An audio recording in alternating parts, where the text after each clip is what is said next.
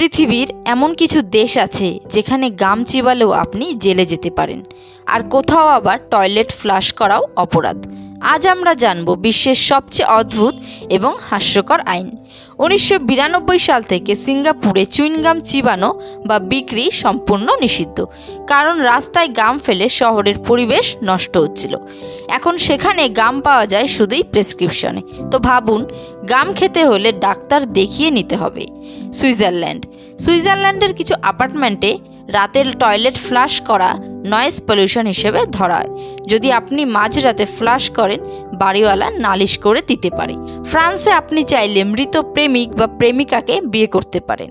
এই আইন রয়েছে 1959 সাল থেকে, তবে লাগবে রাষ্ট্রপতির অনুমতি।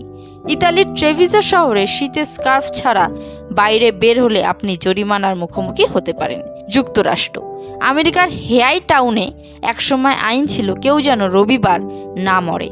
অবশ্য এটি ছিল প্রতীকী এবং হাস্যরসাত্মক, কারণ অফিস বন্ধ, ডেথ সার্টিফিকেট হয় না। দুনিয়া জুড়ে এমন অদ্ভুত আইন আরও অনেক আছে।